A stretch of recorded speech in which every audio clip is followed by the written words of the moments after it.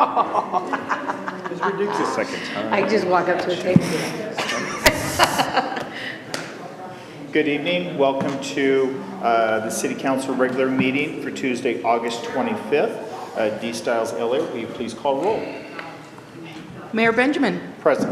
Councilmember Fajarin. Here. Councilmember McDonald. Here. Councilmember Parks. Councilmember Shumas. Here. Councilmember Vance. Here. Councilmember Weller. Present. Councilmember Wright.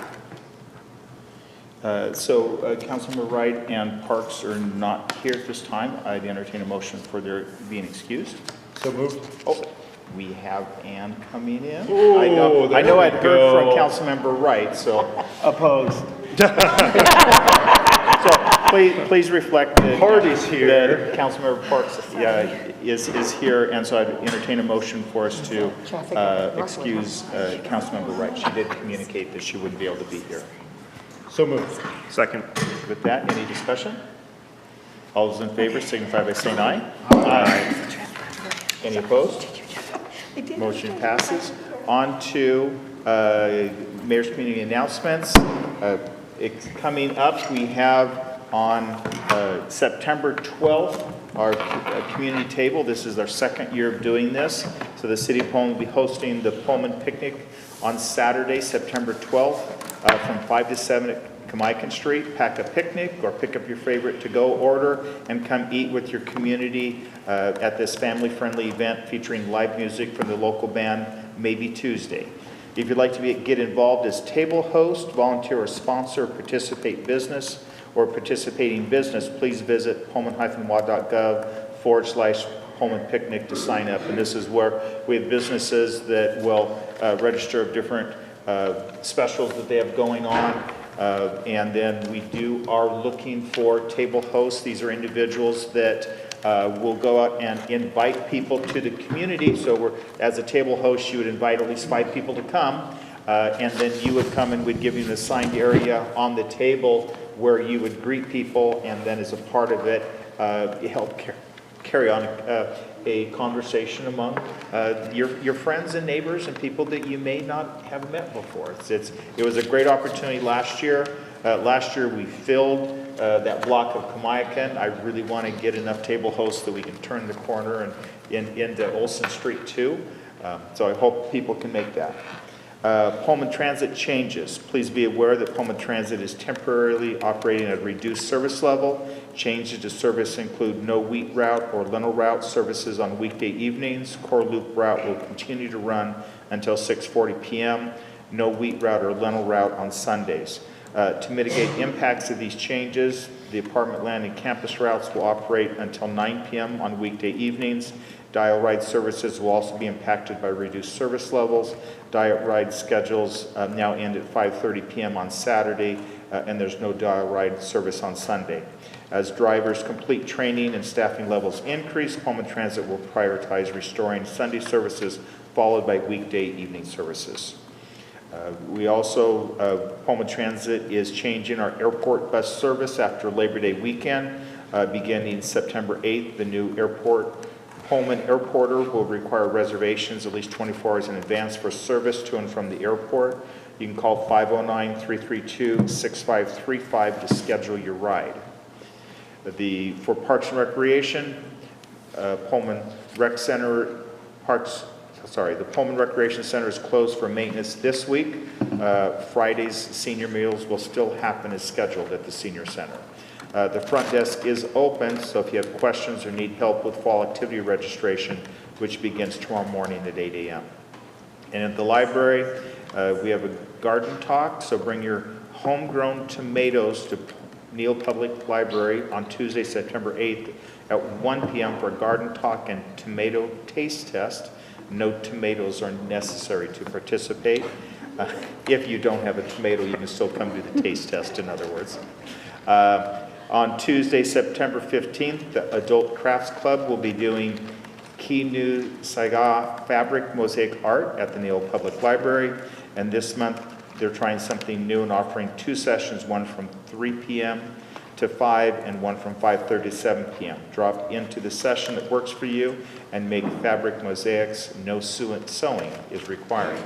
To see a listing of other community events, visit the city's tourism page at visit-pullman.com/events. The next item up is community comments. This agenda item is the opportunity for the public to bring comments to the attention of the elected officials.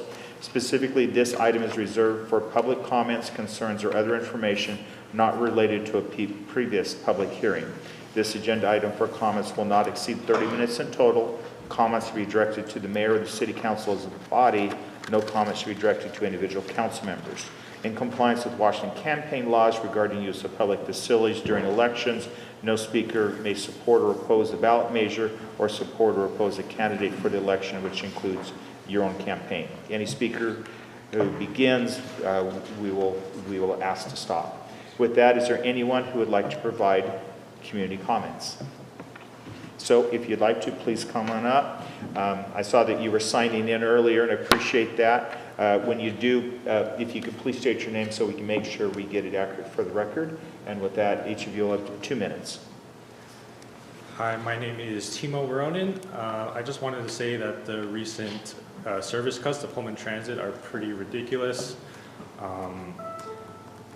I know, like, people rely on transit every day, and now they can't. So, like, did the hiring freeze really need to apply to transit, considering they have a unique funding model? I know we can't change the past, but I just hope that city keeps this in mind and no service cuts like this happen in the future. Thanks. Thank you. Please. Hello, my name is Imran Sarkar. I'm just here, a student at Wazoo, and I'm also commenting on the bus cuts. And I understand why they're in place, and again, you can't change the past. But the whole 9 p.m.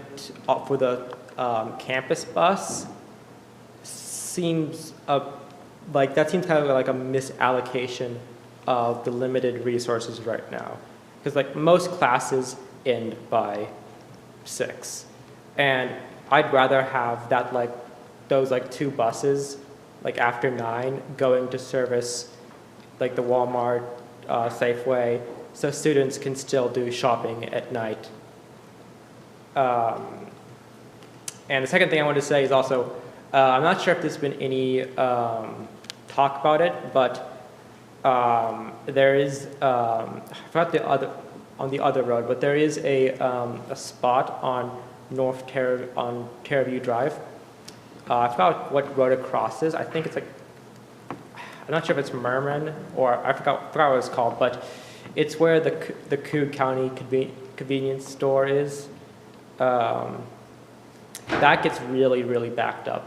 And there needs to be at least some plan to put something like a stoplight or roundabout there, because lines back up for at least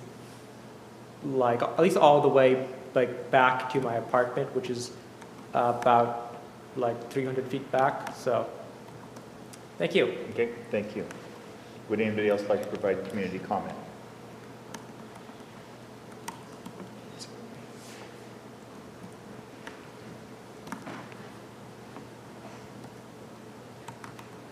Good evening, Bobby Ryder, Downtown Pullman Association.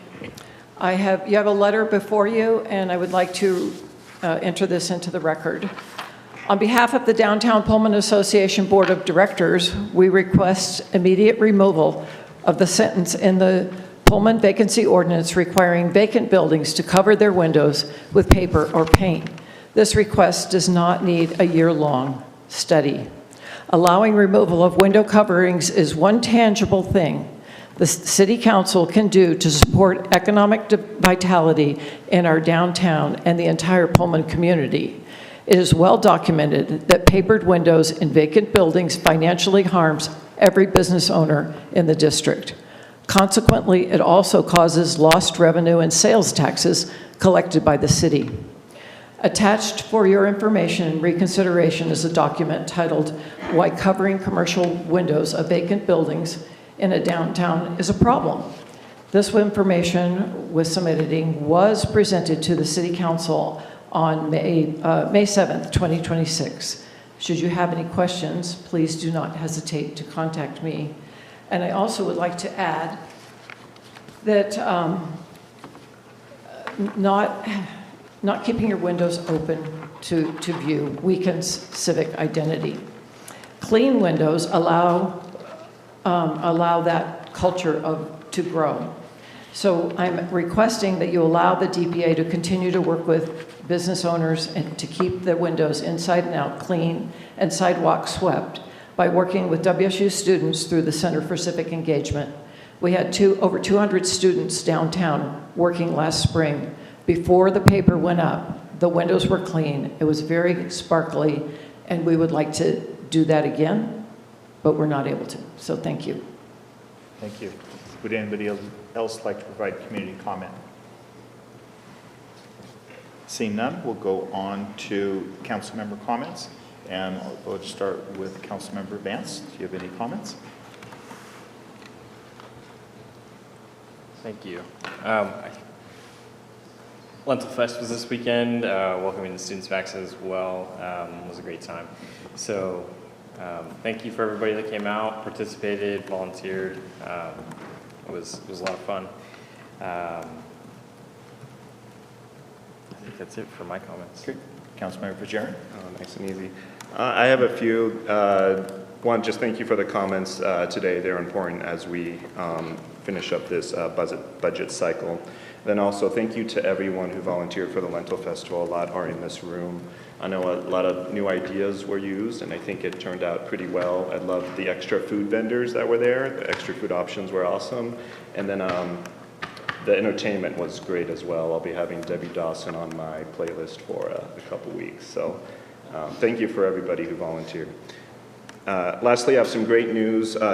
Transportation, free transportation is now is coming back to the Palouse with People for People, providing transportation options for seniors, individuals with disabilities, and the general public. This is a door-to-door service. You can use it to get your medical appointments, go to the grocery store, the movies, meet your friends downtown. This is available to anybody, and this came in as a replacement to Council on Aging. Yes? So Coast. So Coast, yes, Council on Aging Transportation. And to arrange a ride, you can dial 1-800-873-9996. Yeah, so Thank you. Yeah, they picked up part of the Coast contract. That Councilmember Weller. Thank you, Mr. Mayor. So I'll start with an event, and this is through the Whitman Recovery Community Center. I'm on the board with that. It's happening on Monday, August 31st, 5 to 6 at the Whitman Recovery Community Center, 226 East Main Street. So that's kind of by Rico's, kind of by Neil's Flowers, so on. So I'll just read this out. Join Whitman Recovery Community Center as we recognize International Overdose Awareness Day with an evening of remembrance, reflection, and hope. Together we will honor the lives of those lost to overdose, support the families and friends who continue to carry their memory, and stand in solidarity with those still struggling. This community gathering will feature a memorial wall, candlelight vigil, and a moment of remembrance. Remember to bring a photo, name, or written memory of a loved one to add to our memorial wall. Memorial materials and candles will also be provided. The event is free and open to everyone, whether you've experienced loss or are in recovery, support someone you love, or simply wish to stand with your community. You are welcome to come. So this is especially important, and I won't take long. So really, I shouldn't be sitting here because I should have overdosed a long time ago. And so this is especially important. When we think about that, it doesn't matter if it's alcohol, it doesn't matter if it's any other drugs. It's important for us to remember that people are still struggling. That's it's not just a certain type of person. There is no type of person. It's everything from farmers to veterans, to students, to moms and dads, single kids. So just please keep in mind that when you hear about overdose awareness and so on. As far as, onto a lighter thing, Lentil Fest was amazing. Downtown Pullman knocked it out of the park, Chamber knocked it out of the park, vendors. I am hearing about it from so many different people. So thank you so much. It's so awesome, Bobby. And the Friday night was really, really great. Seeing everybody there. It was so cool seeing the families and the downtown packed. It was really so cool. And I will say we talked and, as I was walking down there looking at some of the storefronts, it did kind of hit home. So I appreciate you mentioning that tonight.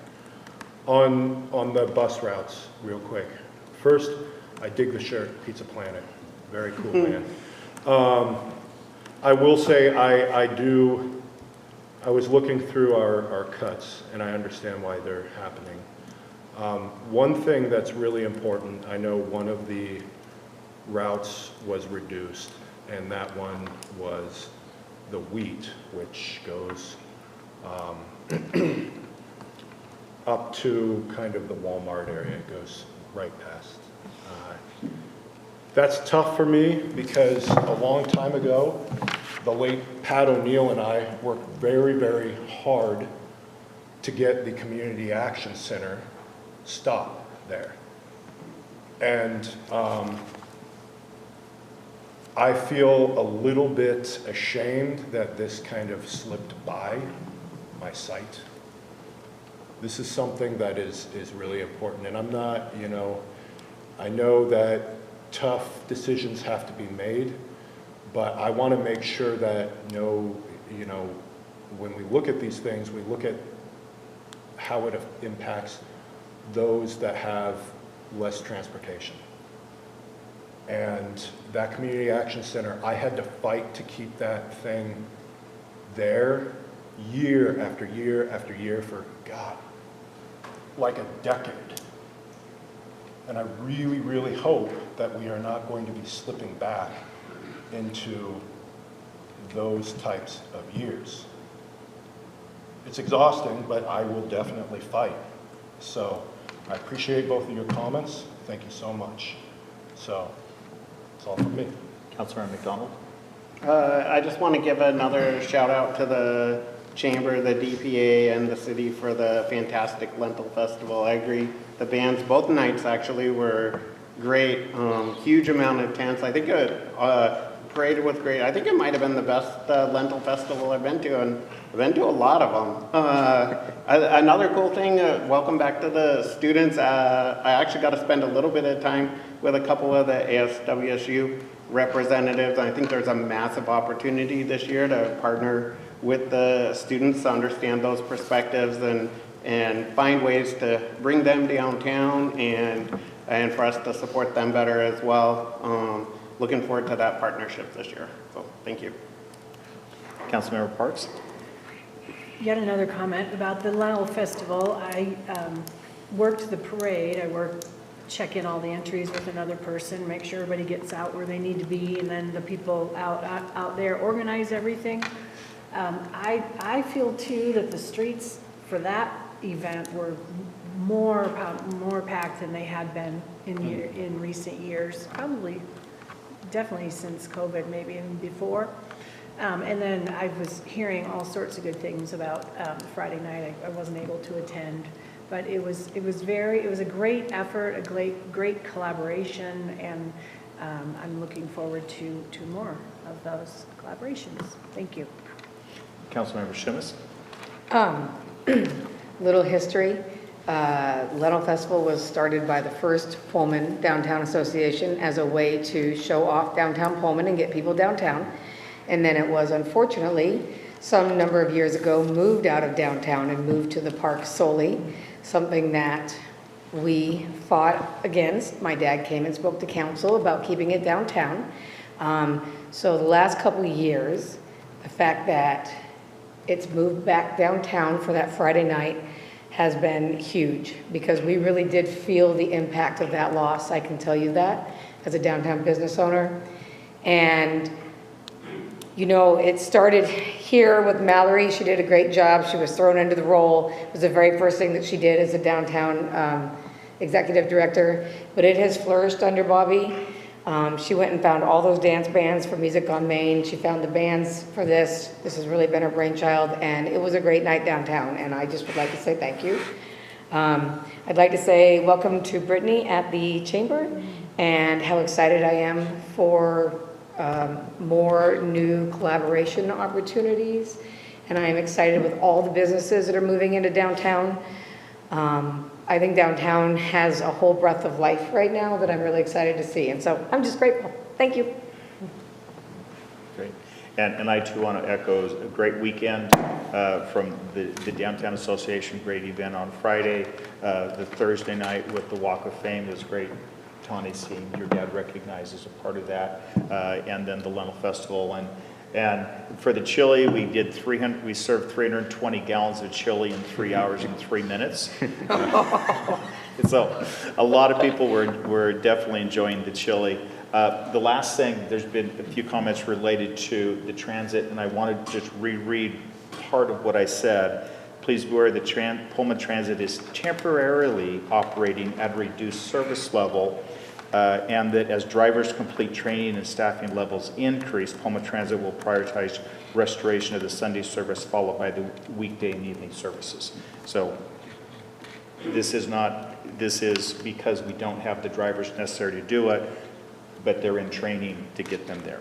So the next item is for future regular agenda requests. Is there anyone who has a future agenda request?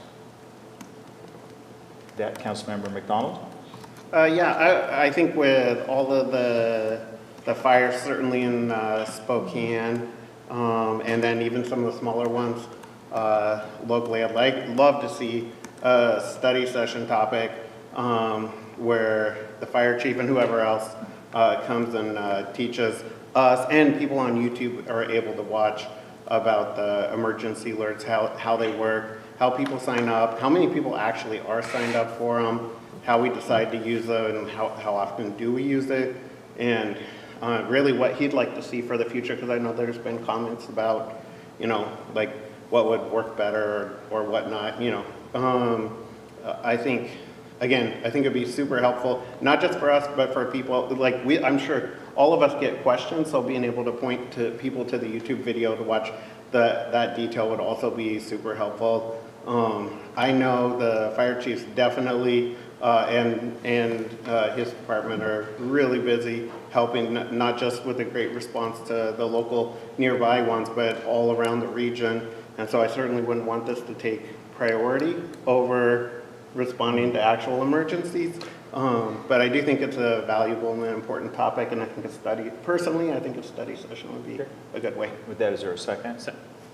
We have a second. Okay, and then staff will reach out to you to further clarify if there's any questions related to it. Are there any other requests for future agenda item requests?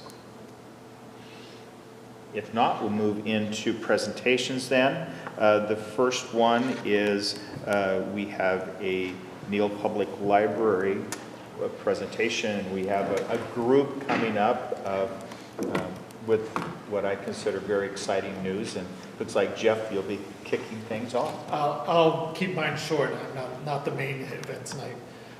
Good evening, Council. It is absolutely my pleasure and honor to introduce this topic. Many of you probably knew or at least were aware of longtime Pullman resident Eleanor Murkowski, and she passed away late last year.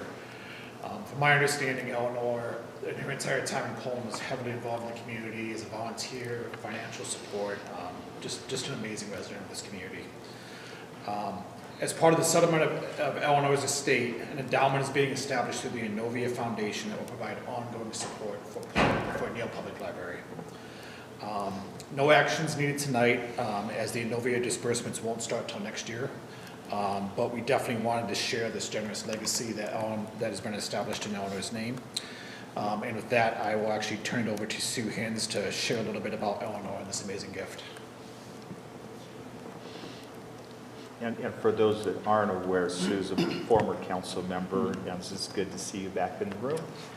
Mayor Benjamin, city council members, city staff, former Mayor Keesley, and the community who's here with us today.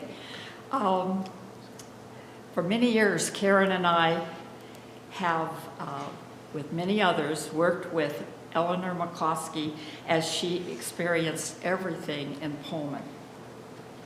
Tonight, we formally complete our promise to her. But before I do, I want to show you some images of this friend. This friend loved hamburgers. It didn't, windstorm, rainstorm, it didn't matter. We could find the burger on sale after a eye doctor's appointment, dentist appointment, you name it. We went to find hamburgers. She also loved desserts. She very much would come to any of our homes celebrating her birthday or even just birthdays in general. Greatly popular at our home, and I know many of the other homes in Pullman also. Cats. This woman loved cats. She was one to help take care of anyone's cat who was out of town and that animal needed some TLC. It didn't matter how many. And there's one missing from this family that she was able to control those animals and make them very happy. I was very impressed with that. She visited Bishop Place a lot, took many Bishop Place residents to different homes, and we were able to go up there with her many times also and visit with some of these ladies that you may recognize. With Laura McMichael, who's been a very close friend of hers, and again, I can't say just how much we've enjoyed her. Do something special downtown, and Eleanor was downtown with League of Women Voters and our good friend Sally Elder, who wrote a wonderful history about this woman that I would love to share with you all. Okay, none of us were very good with electricity. Eleanor helped build her family home, but she left electricity out of her list to help her dad. Dad was in charge of electricity and plumbing. She took care of the roof and the siding of the house and of course, many things inside. But thanks to very patient people at Spectrum, we were able twice to buy her new equipment for her home. Thank heavens for other people. She loved to watch children read, but she also loved to watch them perform, sing, dance, and even just talk about themselves. She was the best listener. Now, this woman has already done two major things that I just want to remind you of. Earlier, she gave to the Palouse Civic Land Trust 2.5 acres of property that bounds between the back of Pullman on Sunnyside Hill to the park. She said that she was very, very active as a kid, and her parents would send her right out the back door, which was where Sunnyside Park was going to come. So she decided that property should be saved for other children in the future. So along that edge of quite a bit of sunset is this property right along there, and she hopes that lots of children, and she said small animals, well, maybe a few deer and so on too, but this green space was very, very important to her, and we know that the Palouse Land Trust will do its responsibilities and keep it in good order. Now, the other thing that she has been worked on that we were very, very tickled with was that she took care of the children. Then it's like memories. What to do when somebody passes. What to just where to go sometimes. And so she helped establish the Memory Garden, which with the city of Pullman, they're working on it. It's a very, of course, involved procedure when you build, but it's coming along fine, and we hope that next year that we'll even be able to show something in front of this gorgeous tree that's already well established in Lawson Gardens. Look, we really look forward to it. But her passion, she graduated from WSU in education, but she wanted to work with children in music and in reading. Okay, librarian. She did most of her career as a librarian, but did teach in a number of elementary schools. So she, with League of Women Voters, offered gifts to the children who did the first art contest, and then again has watched that program develop again at our libraries. This is absolutely one of her big things. After her career, which was completed in Albuquerque, New Mexico, she moved to Pullman, or returned to Pullman to care for her mother and began an extensive volunteer work with the libraries. She particularly liked to read to children. She said they paid attention to her. Okay. But we know how important our children's library is, how many children are in there all the time, and we're delighted for it.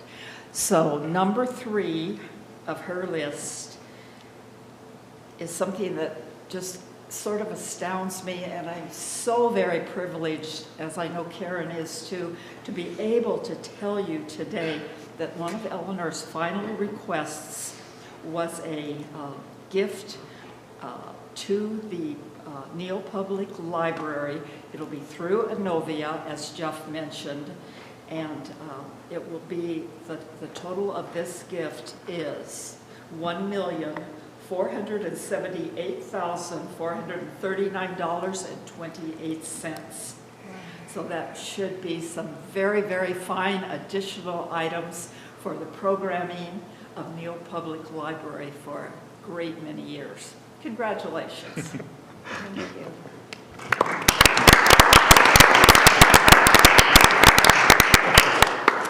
On behalf of the Neal Public Library, we would like to thank the estate of Eleanor McCloskey for providing the funding for our library.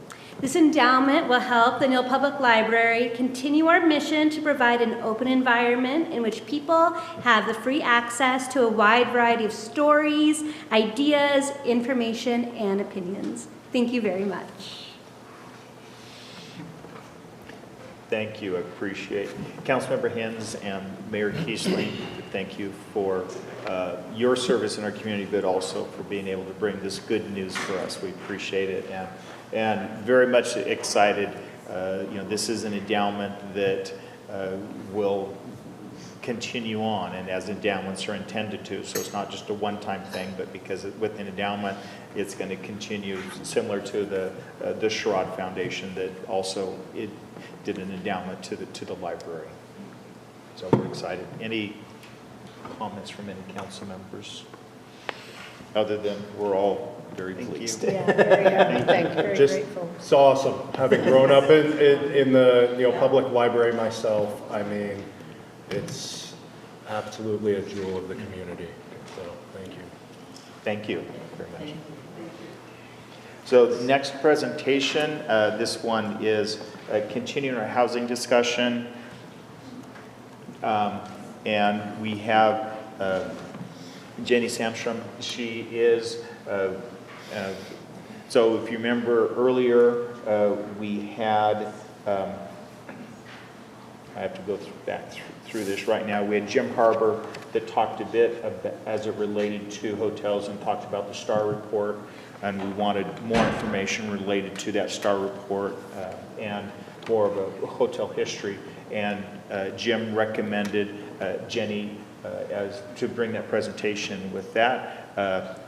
Jenny, you are going to be joining us from online. She is with Washington State University, but she's on the Vancouver campus.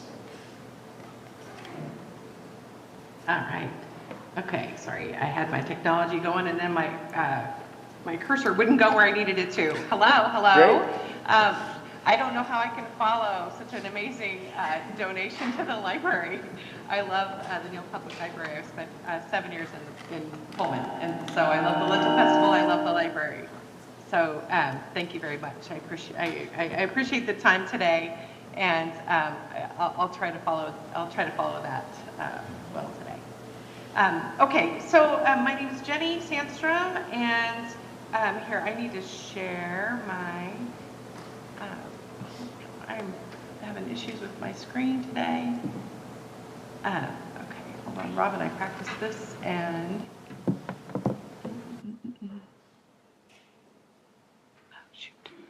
okay, I'm sorry. I'm trying to get my.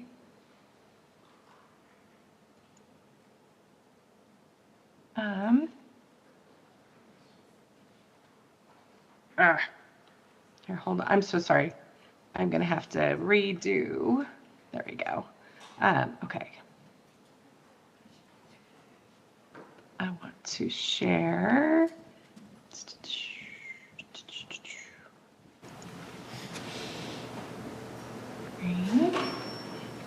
And okay.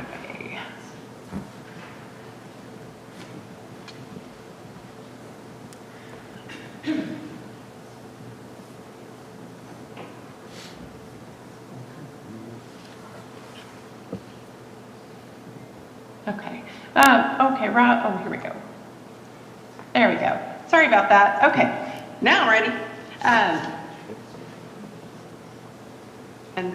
I've been with the School of Hospitality Business Management since 2016. I am an associate professor. So I've been with WSU since 2016, but I was also a hotel operator for about 25 years. So I'm a hotel specialist with the School of Hospitality. I was a franchisee for several Marriott brands, and I operated Marriott and Hilton brands throughout my history. But my assignment today was to really kind of, I talked with Mayor Benjamin about what you all needed to kind of learn a little bit about the current state of the hotel industry in Pullman, and then really kind of considering some of the frustrations that alumni are feeling when they're coming to town on super busy peak weekends. You know, are there too many hotels in Pullman? Are there enough hotels in Pullman? How are the hotels affected by short-term rentals? And so I have kind of a variety of research questions to look at. I have a great deal of data that I've kind of summarized into a small number of slides for you. So, you know, and really making the assessment, you know, whether or not there's enough hotels or too many hotels, or those, that's not really my job here today. I just kind of want to talk about the state of the industry and just give you some data for you to use for your conversations. So this, I have one slide that's probably a little bit difficult for you to see, but these are just super simple statistics that we use if Jim has walked you through the STAR report. So there are two different kinds of STAR reports. One is short-term rentals. One is Smith Travel Research. This is from Smith Travel Research. But really what I want to illustrate here is the consistency of the Pullman market. Pullman, although, you know, numbers, you know, if you compare the numbers of Pullman to Seattle, you know, Seattle last year ran about 68% occupancy, and so Pullman is below that. Pullman is in the, you know, in the mid 50s to, you know, upper 50s for most years. We have that big dip for COVID, but the data that I looked at was a 10-year span. So I really looked at occupancy, I looked at average daily rate, and then I looked at a combination of the two. So in our industry, RevPAR really is the gold standard of metrics to measure things by. It allows you to compare a luxury hotel with a budget hotel by looking at RevPAR. And what we're really looking at in the hotel industry is, you know, what drives your RevPAR. So if you have super consistent occupancy over the years, the only way to grow your revenue, the only way to make a little bit more money, or, you know, if you're looking at, you know, your owners want you to increase your revenues every year, right? And so looking at how you grow revenue in a super consistent market like Pullman. If we didn't have the blip for the year of COVID when we dropped down in 2020, and then ramping up of trying to get back to things throughout into 2022, this market would be extremely consistent. And then really the only changes that have occurred are through average daily rate. And we can see some specific changes, but I'll go over those in just a second. But when you're looking at average daily rate, so the chart in the upper right-hand corner, again, we have the blip for COVID. There were some hotel rooms open. We did have, I think the Courtyard in Pullman closed a whole wing of the hotel. And so that took a lot of rooms out of inventory. For Pullman, we still had people traveling a little bit under the circumstances of COVID. But then after COVID, the market has been able to slowly grow rate back to, we grew rate back to pre-COVID levels, but then has grown right beyond that. But you can see on the RevPAR chart that really growing our revenue per available room has taken place by growing average daily rate because occupancy has been so consistent. So just to remind you of your conversation with Jim, that RevPAR is basically a combination of average daily rate and occupancy. If you multiply the two together, that gives you what your RevPAR is. So you can drive that either through increasing your occupancy or increasing your average daily rate. By increasing rate, you're doing it's a little easier to grow your revenue because you don't have the corresponding expenses. And so again, in a market like Pullman that has a pretty finite amount of demand that's coming into the area, growing your revenues through your average daily rate is really the best way to do that. But in this market, I just made a couple of notes as I was going through. In this market, we added Courtyard in 2017, Hilltop rebranded to Coast in November of 2018. The Hilton, the Hampton Inn, the Holiday Inn Express rebranded to Hampton, which is a Hilton brand. That was very complicated to say. I believe that was a little over a year ago now, or 2 years ago now. And so that changed some of their numbers. The Hotel McCoy rebranded the State Inn in 2021. So we've really had some rebranding, but really not a lot of addition to the supply in the market. And so one of the things that Mayor Benjamin and I talked about was the influence of short-term rentals. And there isn't a lot of data. There is data out there. You have to pay for it. You have to subscribe to it. I subscribe to Smith Travel Research data, so I have that information. But I don't have all of the short-term rental data. But I can talk about that a little bit. I have a publicly available report that just talks about, like if you wanted to open a short-term rental and list it with Airbnb, like the number of Airbnbs that are listed in the Pullman area, and kind of talks about that competitive set a little bit. So I can talk about that in just a minute. But really looking at the average occupancy growth from 2014 to 2025, the average among all those years was 0.7, so super low. The average daily rate growth was 4.2%. across those 12 years. And then the average RevPAR growth was minus 1.1%. So those numbers really tell me that Pullman is a super consistent market. These are very small, particularly when there hasn't been a whole lot of change in supply or change in demand over those years. So again, looking at Seattle, occupancy in Seattle for last year alone for 2025 was 69%. And I'm sorry, that was mid-year through this year. So 69% through June of this year. Average daily rate is about 182 and RevPAR is 125. And so again, in Seattle, there's not a lot of new supply right now either, but you can see those numbers are quite a bit different than the numbers that these graphs are representing. And then, let's see, I think that's it about, and I don't know, Mayor, if you want me to keep going or if we stop, if there's any questions to stop while I've got the data on the screen. Let's go ahead and have you do your presentation, and then we'll come back with questions. Perfect. Okay. So again, consistency. So when you look at, obviously WSU is still the major driver in this area. There is some corporate business. SEL, brings a lot of people into town. Government contract business. There's a little bit of government business, but WSU really is the driver of business in this area. But there are 10 to 12 very consistent high demand weekends every year. I put together a chart of all the high demand weekends. I put together a different chart of all of the home football game weekends. And I recorded, the time of day for the game, whether it was a sellout, it wasn't a sellout, who the opponent was. And so I really tried to look at those weekends, and then I took my star data and superimposed that onto these high demand weekends to see, okay, what was the occupancy that weekend? Did the hotels sell out those weekends? Because those hotels are driving rates. They have 10 to 12 opportunities to sell out their hotel during the year, because the corporate business in Pullman is pretty consistent and is much lower than the demand that is generated by WSU. So we've got, Mom's Weekend, Dad's Weekend, Homecoming, Fall and Spring Commencement, Move-In Week, which is Week of Welcome, which is, Move-In Week was last week, this week is Week of Welcome. We've got the Lentil Festival, we've got the home football games. So really you've got about 10 to 12 high demand weekends every year.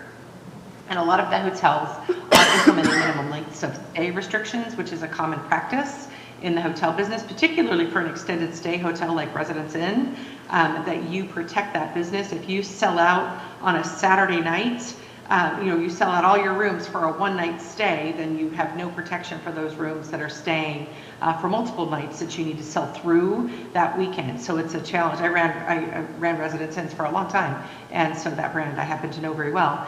But those length of stay restrictions, I think, get a lot of question marks from people who are booking those rooms. Wait, I have to spend, I have to spend more than I would spend for any other weekend of the year, and I have to spend for 2 nights. And that is, again, that's a common practice for high demand weekends when you have limited time to make your money. So let's see, we've got, and again, the rest of the business in Pullman is quite consistent. So this market year over year is very consistent, which is different to study, because usually you've got more peaks and valleys, you've got seasonal business, obviously school and football season create different demand than other times of the year, but those are our biggest drivers. And then really digging into football, which is a lot of the questions that the mayor and I talked about was, what about, how about football and how does this look? Really, we can look at a comparison of 2 eras. We've got the Mike Leach era, where we had Mike Leach, Luke Falk, Gardner Minshew. We had Game Day come to town. We had a winning record for 4 solid years, or for 4 years, not 4 consecutive years. But attendance at those home football games, again, like I said, I created a chart that, has these games with the opponents and all of that, and the consistent attendance at 32 to 33,000. From 21 to 25, typical attendance for home football games has been between 21 and 28,000. WSU has shown too that Washington was a sellout during that time. Washington has been able to sell out, and so there is demand for certain teams. But that's selling out of the football stadium. If that's one of the metrics that we're going to use to consider the hotel business in this area, there's kind of 2 different eras to compare. But when you're considering the hotel business, right? The hotels are still selling out, even with that 21 to 28,000 attendance. Looking at those high demand weekends, the hotels are still running in the high 80s to 95% occupancy, if not higher. And so that tells me that even though attendance is down, the hotel business is still up for those weekends.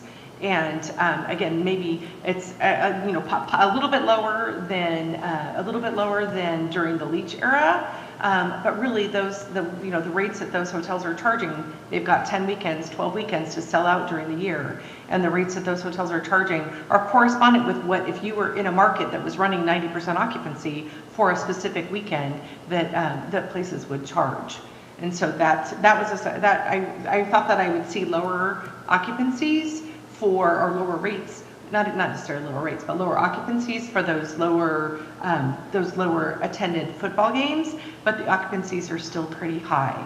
There are a couple of exceptions in there. I think there was a Wyoming game that was on in November that I think it was a weather-related thing, that the occupancy was pretty low that weekend. But other than that, there really weren't a whole lot of examples of weekends that were super low. But again, we've had, a lot of different changes with the Pac-12, with the breakup of the Pac-12, with,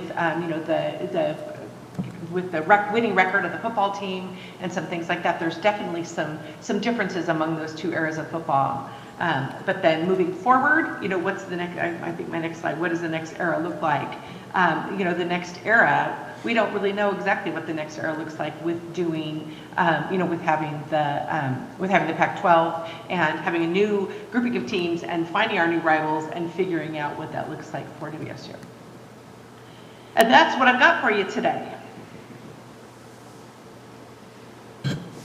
Okay, thank you, Jenny. And so with that, any questions people have? I think, I'll just kind of kick off as with questions people have. When you referenced, as you were looking at the occupancy, that with the home games and with these, I guess I'd say the 10 to 12 high demand weekends that you identified, how many of those, so when we're looking at occupancy levels, how many are the hotels sold out? And what is that occupancy level where you say is sold out? Is that a 95%? Is that 100% occupancy? Or what do you expect to see? I'm looking at anything over 90, like anything over 90, anything over 85%, because you've got a couple of hotels driving that.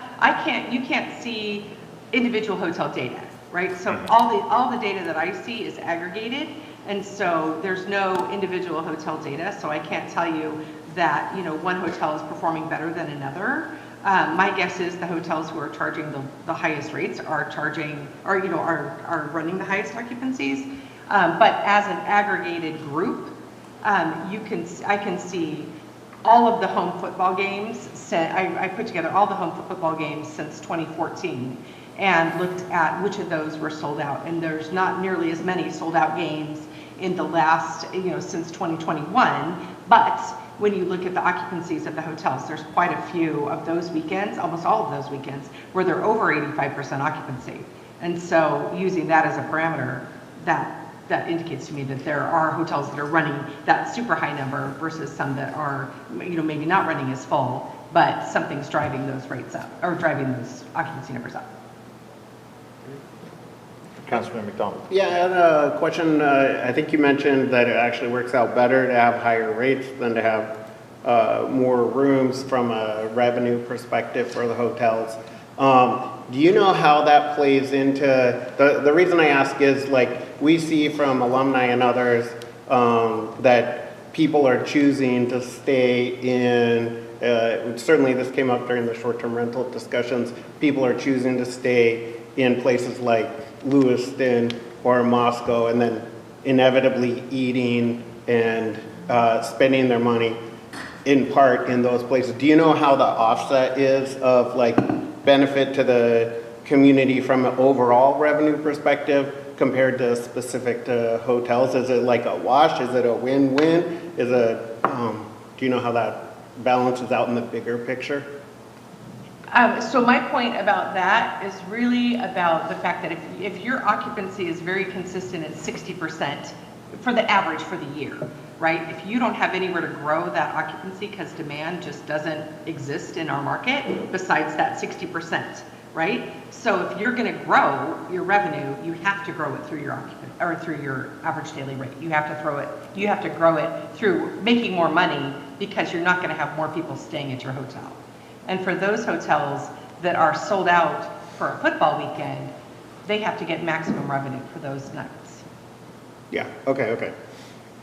Does that answer your question? So yeah. My point with that, though, being if you were to increase your occupancy, you have associated expenses because of staffing and because of people eating the food at your hotel and all of that. So it's just more expensive to grow through occupancy. But in our market, in Pullman, it's much more difficult because there isn't as much demand, except for on these weekends. Other questions? Councilmember Schultz. Sorry, thank you for your presentation.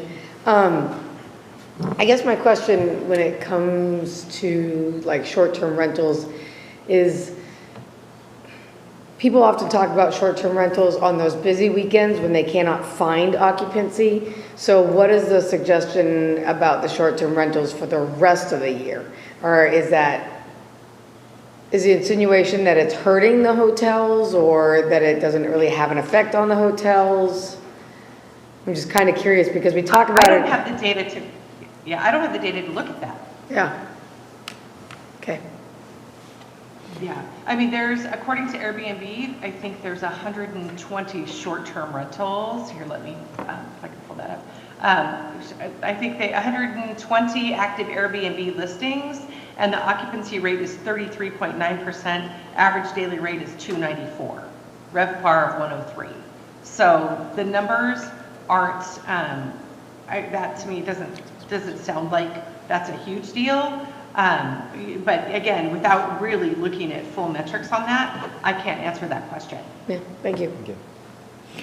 So Jenny, I know you were looking at the 10 to 12 high demand weekends. Did you see any weekends that were outside of that group that were high? We're right next to University of Idaho, and I'm thinking, what impact does their home football games have as it relates to the hotels? Did you see anything that related to that? I did not take their schedule and superimpose that onto ours. Mm-hmm. Okay. Any other questions? Okay. If not, Jenny, thank you very much. I appreciate your time with this. I hope that your first week of classes is going well there in Vancouver. I have to prep my second class for tomorrow. Okay, thank you very much. Thank you. Okay. Awesome, thank you, appreciate y'all. The next item on our agenda is the consent agenda. The items listed on the consent agenda are considered to be routine in nature and will be enacted by single motion of the City Council. Without separate discussion, I'd entertain a motion to read the consent agenda by title only. So moved. Second. Any discussion? All those in favor signify by saying aye. Aye. Any opposed? Motion passes. With that, if you could read the consent agenda. Thank you, Mayor. The first item is a motion to dispense with the reading of the August 4, 2026 meeting minutes and approve them as submitted. Next item, a motion to approve disbursements for travel checks numbered 1526 through 1527, totaling $360.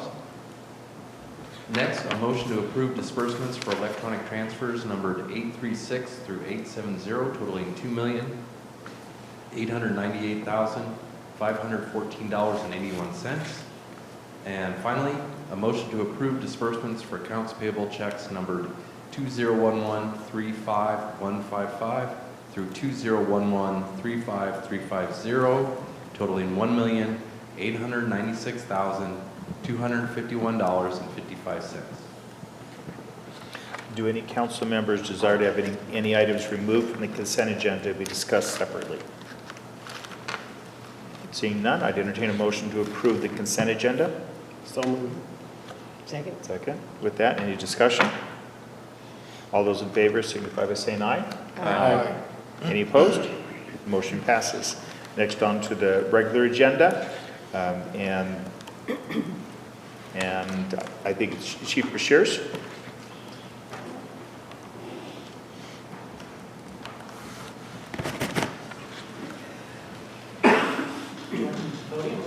Either way you'd like. Works for me. There's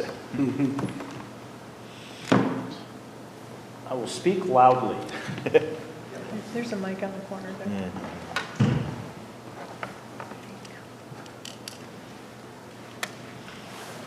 Good evening, council members, mayor. Tonight I want to talk about a grant application to the Washington State Criminal Justice Training Commission, and this is a continuation of a grant that we had made previously. And I'll give you a little bit of the backstory on that. When we made that grant application, that was part of our request to do the 0.1% sales tax earlier in the year. And at the time we had made that application, we only requested about $58,000 in grant money from the Criminal Justice Training Commission.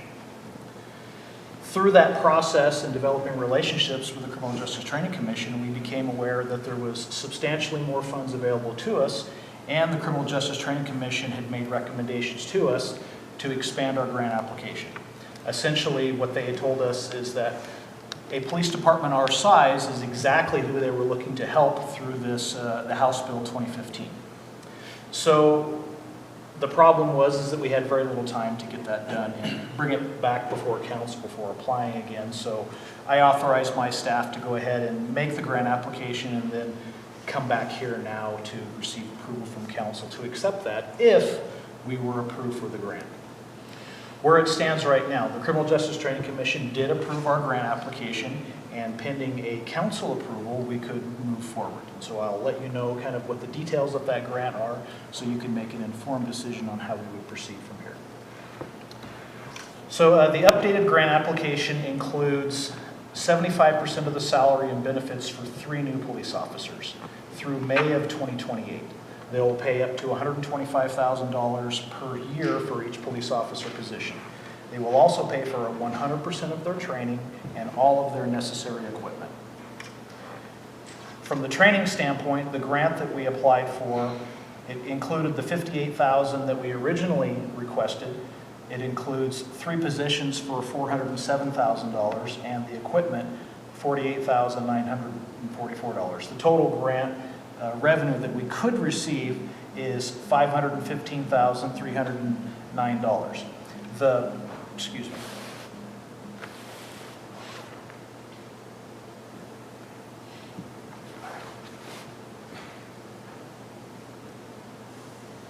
Nothing is free though. So the school district really wants us to know that there is school tomorrow.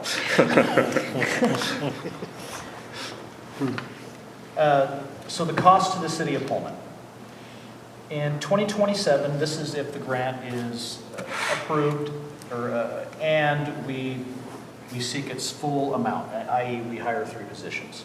So through 2027, the city of Pullman could pay up to $89,000 for the salary of those positions, so 25% essentially. Through the grant period, which would be January of 27 through May of 28, the city would be responsible for about $135,000 of that salary for those positions. Through 2028, the city would be responsible for $293,000. That's because it's only covering 75% of the salaries, and it only covers that through that grant period, which ends at the end of May of 2028. The total revenue potential is $515,000. So that is the positive sides and what the city could receive. There is a risk, and it's my responsibility to make sure that we all understand any kind of a risk when we accept a grant. And the risk is tied to the Washington State's biannual budget cycle, which is 25 to 27. A reappropriation request for the 27-29 budget is not a 100% guarantee, i.e. so even though the grant is approved through that time period, if when they come around to their budgeting, if for some reason something happens, they may not approve through the state legislature to continue funding these grants. The Criminal Justice Training Commission has assured me that they think that is a very unlikely scenario, but there is a risk that you should be aware of. If that were to be the case, and then we would not have the salary for half of 27 and half of 28 that would be paid. So we would still net $175,000 by accepting the grant, but we would lose, if the grant did not get refunded by the state legislature, there would be a risk there for those years. So that's just something for you to be aware of. From a staffing standpoint and how this impacts the Pullman Police Department and the city of Pullman. If we hired the 3 positions based upon the grant allocation, that would bring us back to our staffing level of 33. We have not been at that position since 2025. We have held positions open because of the budget. We had some incentive retirements that were not filled. We had an officer leave. And so essentially, through salary savings, to help the budget situation, we have not filled those positions. That's not something that we can continue to do and maintain the level of service that we need to. From a long-term standpoint and thinking about where the police department lands and how staffing affects the police department, I currently have 6 officers that are eligible for retirement within 18 months. It also takes about 18 months to hire and train a police officer. So there's some risk there. I have 9 officers that are eligible for retirement within 3 years. From looking at planning for the future, if we don't take this opportunity, it puts us at risk of getting behind the 8 ball and not being able to keep up with staffing. And anytime you have an organization that gets behind on the staffing 8 ball, it is difficult to catch up. You start having burnout from staff because they're working too many hours of overtime, trying to catch up, and you will have a cut in service. You cannot have fewer police officers and maintain the same level of service. That math does not add up. City finances are not any better than whenever we initially brought this grant and House bill for this 0.1% sales tax forward. They're not any better, and I'll let the finance director discuss those facts of where we are and where we land. If we don't move forward with this, it puts us at risk. That's my professional opinion, at risk from a staffing standpoint, and whenever you affect the staffing for the police department and we are at risk from being able to maintain service levels, that risk goes out to the community. What are the public safety levels that we can provide? What are the services that we have to cut?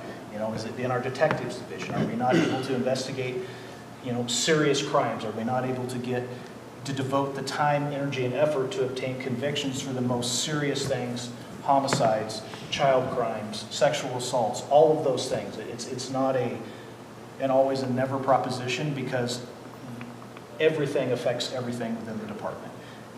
If I need to maintain a minimum staffing level just to respond to emergency calls, a risk that could happen is, well, I can no longer staff my detectives and I need to pull detectives back to the road. They're no longer able to work those really serious crimes, and that has a very detrimental effect on our community. So that is kind of the overview of where we are, and I will accept any questions and try to answer them the best I can regarding kind of where we are. Anytime I go through a decision-making process at the police department, I always look back at what is our mission, and is this decision supporting our mission in some way? And, the mission of the Pullman Police Department is to provide professional police services that prioritize public safety, quality of life, and the rights of all. And so anytime I make a decision or bring something forward, does it support that mission? If it doesn't support the mission, should I be doing that? If it's something we should be doing and it's not on the mission, does the mission need to change? Where are your priorities? If you don't have your mission in place, what is your roadmap for the future? Where are you going as an organization? And that is the decision-making process that I used to arrive here and why I came before this council to ask for this grant to be approved. And looking at this from the police department, we're a significant part of the city's general budget, but this decision impacts other parts of the city as well, and other parts of the city's budget, because, what are the priorities? Is it going to be public safety? And you guys have difficult decisions to make. Does this decision with this grant make that decision a little bit easier somewhere else? I'll let the finance director and the city administrator discuss that in more detail, but that is something for you to consider. So any questions for Chief Bashir? So I'm not sure that this is for you or for one of those guys, but I definitely 100% support that mission. I think you guys do an incredible job, even despite those 3 guys. The question I have is, one of the things I've definitely learned is the difference between a government approach to spending, budgeting, and staffing than what my daytime employer does. Like, I'll give an example. Like, after the supply chain bubble, right, like the pandemic and the supply chain chaos, and a lot of companies had to work through that. There was a time when we had like a massive backlog. and we needed to hire more manufacturing people than we knew we would need the next year. And so we hired them. We don't do layoffs there. They don't do layoffs there, if at all avoidable. But the idea was, okay, if the demand doesn't keep up, then as people leave, we'll just have to manage that. What does that look like in the case of, we definitely need to work on an aggressive growth plan, right? The city council, the mayor, the city administrator, everybody involved on a growth plan to change the trajectory so we actually have more money. But say in 3 years, the grant doesn't get renewed and we're like, oh, we don't have the money either. Like, can you approach it that same sort of way in government and with the unions and everything, where it's like, we don't really have money, as people attrit, it's like, well, those three were like, we were hoping we'd get the grants, or really even more, like changed our scenario with our economy. What would that look like?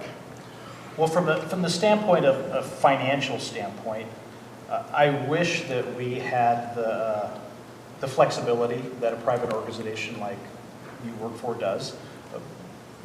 Government doesn't have quite that much flexibility sometimes. And from the standpoint of staffing, if we say we hire these positions, in my experience, almost 28 years here, there's only been a few years we've ever actually been fully staffed. So there is going to be attrition through retirements, through people leaving to go other places. And if the economy is not turning around, if revenue is not coming in, an option is you don't fill those positions. You know, that risk is that you don't have those resources, and you know that does have an impact, but you could just not fill positions in the future. That is an option. Hopefully that answered your question. Yeah, fantastic. So and again, I can't emphasize enough. I would definitely much rather that the economy turns around and the growth plan supports that, regardless. And you know, from the standpoint of looking, you know, what does the future look like for the police department? I have 2 officers right now who could retire tomorrow if they wanted to. One of them, you know, I would not be surprised if they will be gone before the end of the year. You know, from the standpoint of, you know, looking at the command level on how you succession plan, you know, looking at myself into the future, you know, I'm somewhere in that 12 to 24 months and I'll probably be gone, you know, from a retirement standpoint. That, you know, the operations commander, he's not very far behind that. So there's a lot of things out there that we need to plan for the future on, and we don't want to get caught flat-footed if we can help it. Councilmember Shumis? Thank you. I appreciate you. I appreciate your report here. I just wanted to make sure that I understood when you were saying that if it didn't get funded, and we ended up having these 3 positions, and it didn't get funded, and you were saying that there's more than likely 3 or more people in the next 3 years that would be leaving. So it would kind of be an even exchange. I just want to make sure I'm totally understanding this. So we wouldn't really be gaining any people. We would have had some help at least paying for them, even in that first part. So I just want to make sure that I'm understanding that correctly. Yeah, that's pretty accurate. In that 33 number, that was our 2025 budget number, and we were not at that 33 number for very long. I believe that in 2024, we hit 33, and we made it partway into 2025, and we were immediately 2 down. And so we just have not been able to maintain that number, and that's really the number that we need to be at. And you know, when I first came into the position, that's a discussion I had with the mayor, is that, hey, we're struggling on staffing, and it wasn't necessarily because of vacancies, but anytime you have an organization, you have a variety of staffing things, from injuries that are on the job and personal family medical leave, and all of those things come into play. And you know, at one point in 2024, you know, we were down 25% on staffing, people that were unavailable to work the road, and it was a pretty big pull on the department. And Councilmember Shumis, your question's a good question, because we've had some grants come before us before where it was, here is money in order to hire this position, but that actually increases your staffing level, and then the grant will pay for this period of time, but then you have to maintain that staffing level for like another 5 years. So so we've had some where that was the question of, is this a long-term commitment that where if financially we can't adjust. So sometimes the grants come across that way too. This one doesn't. Councilmember Weller. Thank you, Ms. Mayor. I appreciate your presentation. I always remember when we talk about grants, past council members Keith Pullman and Bernie Waldrop were very, very cautious about any grants because of the strings that are attached to them. That's why I asked about them. So currently we are at, what, 3130? We're currently at 30 positions right 30 now. positions, okay. The grant, and I'm just making sure I understand, can't be used on current staff, correct? No, it cannot. Okay. The salary cannot be used on current staff, but the training and some of the equipment can be, yes, and it will be. Okay, I know this is something that we're going to get asked. Okay, so recently it was reported that Pullman is down approximately 520, as far as population. Do we know, what is the crime rate? Do we have numbers compared to like 25 to 26, 24 to 26, something along those lines? I didn't bring any of the crime statistics with me today, but I recall from a recent publication that was put out that our crime rate is pretty close to stable, if not just a tiny bit up from 2024 right now, which was a little bit different from some of the national averages where everything is down just a little bit. We were just up just a tiny bit on the serious crimes. And if you recall, in 24, we had 2 homicides and a significant number of very serious crimes, including kidnappings and et cetera. So that kind of affected our statistics for those years. Okay, yeah. The reason I'm bringing this up is I'm playing devil's advocate. We're going to get the questions, hey, look, we're down, so on and so forth in population. The crime rate is something that would be helpful, I would say, for us, especially when we talk to constituents and the community. You're very right. Being in the position as long as some of us have, you get behind on the staffing, and it's very, very difficult to get back up. And opportunities like this don't come around very often. I know Washington State is in significant financial problems, so that concerns me as far as any grants. But I do firmly believe that Pullman is going to be coming out of this slump that we're in. And then what? We say, well, we're not going to take this opportunity, and then we're playing catch up. And then the culture of why we see so many families, when I talk to them, is it's safe here. There's less crime than other areas. And, that's why families are moving here. That's why people who I grew up with went to Seattle, went to New York, went to Spokane. They're like, heck with this, it's not safe for my kids. So I'm churning through this, but I appreciate the answers, so thanks. One more thing to add to that. Crime statistics alone don't tell the whole story. And if you look at the demands that are being placed on police officers now, there are more and more demands for us to be mental health experts, crisis negotiators, de-escalators, and going through all of those levels, and the risk placed on police officers now from a civil and criminal liability if you do not de-escalate a situation correctly. And with some of the changes in the last few years in de-escalation laws, they're requiring you need to bring more police officers to calls and take more time on those calls in order to lessen the risk and the need to use force. And if you don't do those things, then you could become civilly or criminally liable. And so that is another big part of this. And some of those changes, we can balk at them from a financial standpoint of how much they cost. From a practicality standpoint, there are some good things that are happening there. and that we are, not using force as much, that we are able to show up and to a call and be able to de-escalate a situation and get someone to some help that they may need. We can't solve every problem, but we keep working towards that effort, and having that additional staffing makes it safer for the ones who are working there.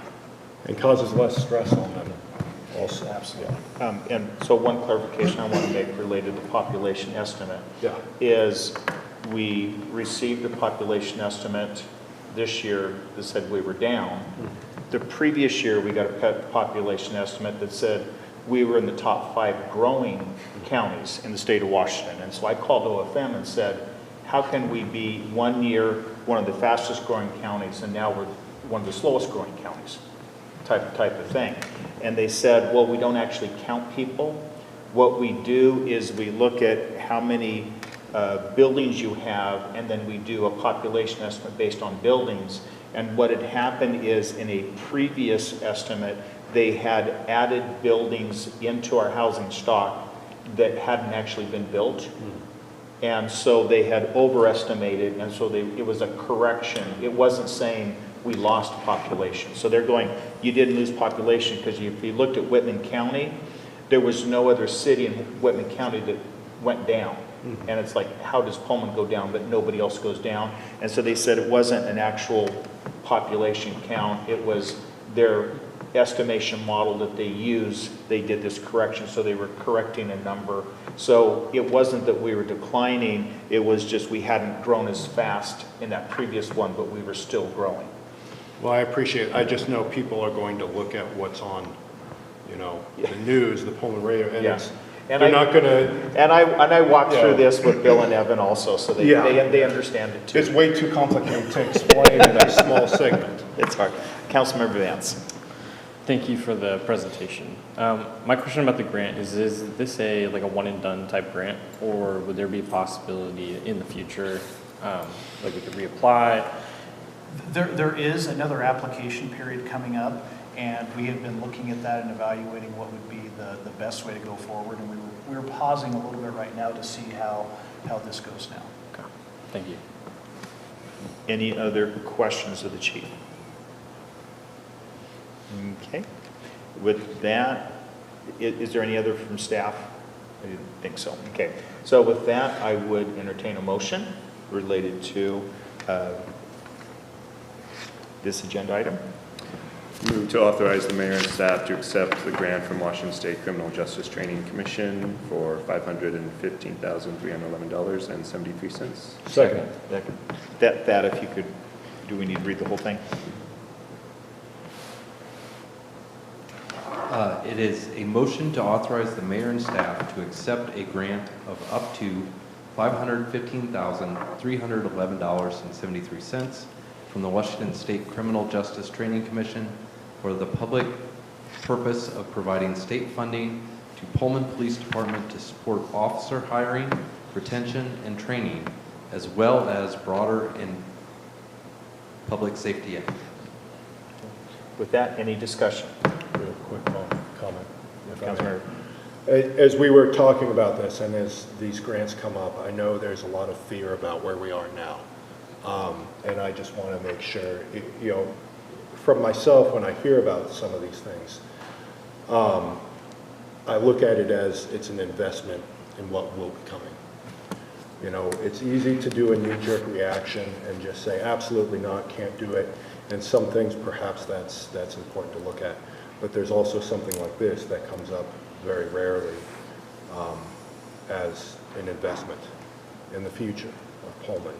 We faced difficult times in Pullman, the recession earlier, before 2010, and we've faced these things before, and we've come out stronger. And it's because we do invest, we do plan conservatively, fiscally conservatively, but we do have good department heads that do look to the future for those investments. So just wanted to mention that.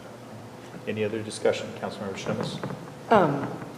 I know whenever we get done with one of these meetings, we have to field comments and people's ire online and people asking why we did this and backseat driving what we did.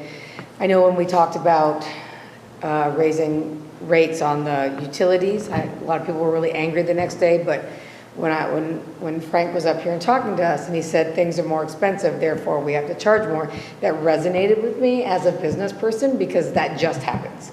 Things get more expensive and you have to charge more. And what you said with me about staffing as a business person resonates. If I don't have enough people in my kitchen, then it falls apart. Somebody leaves because it's too much or too hard, and then I really don't have enough people. And whatever people say online, the people that we have here now, they matter and they're important and they're part of our community, and supporting them by putting supporting staff around them so that they can continue doing their job is important. So when people are Monday morning quarterbacking as a business person, I think it's a good idea. Councilmember Vance? I just wanted to say thank you for you and for your staff's ability of seeking these out and applying for them and bringing them up to us. I think Nathan is absolutely right. You know, we have rare opportunities like this to invest, and what might cost us some money down the line. I think it is important. So I just wanted to express my gratitude of you guys taking that on. Any other discussion on the motion? If not, all those in favor signify by saying aye. Aye. Any opposed? Motion passes. Thank you, Chief. Thank you. At this time, the City Council will adjourn to executive session pursuant to... do we have any new... You didn't ask. Oh, do we have any other new business before us?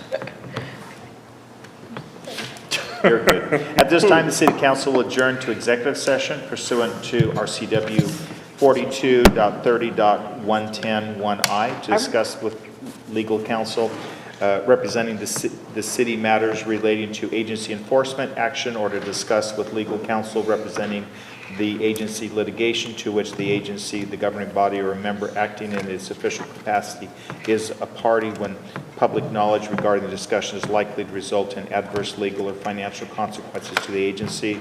Also, RCW 42.30.110(1)I to discuss with legal counsel representing the city matters relating to agency enforcement actions, or to discuss with legal counsel representing the agency potential litigation concerning 3, litigation or legal risks of proposed action or current practices the agency has identified when public discussion of the litigation or legal risk is likely to result in adverse legal or financial consequences to the agency.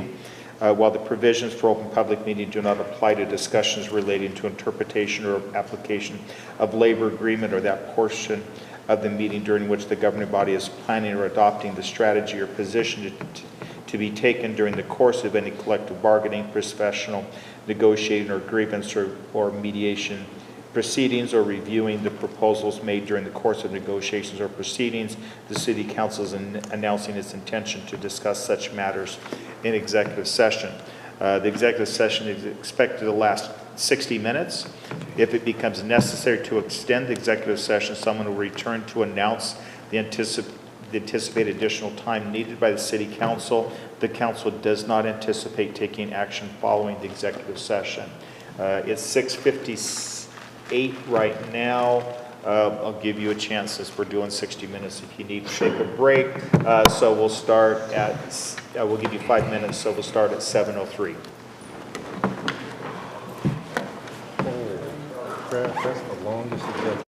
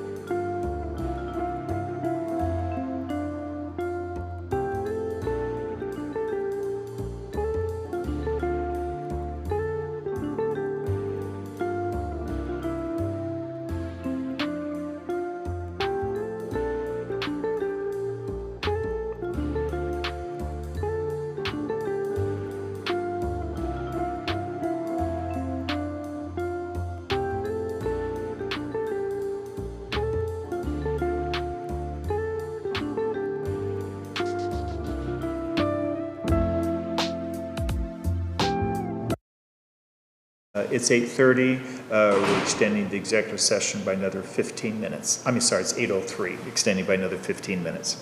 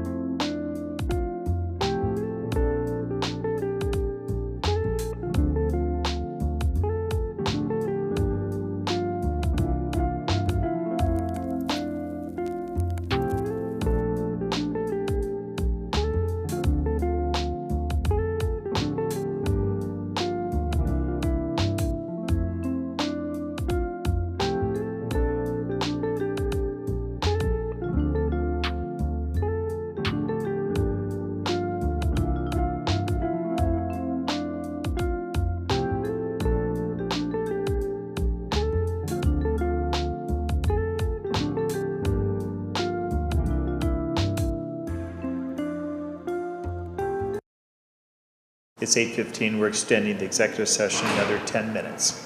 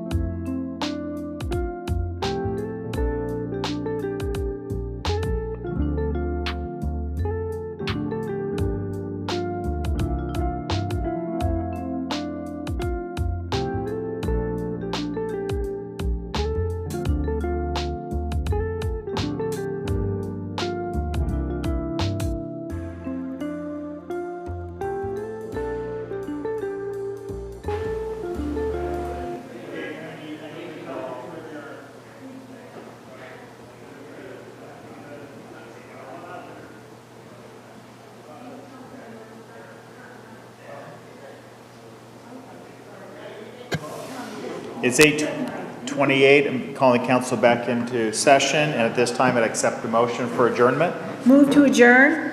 Is there a second? All those in favor? Aye. Any opposed? We're adjourned.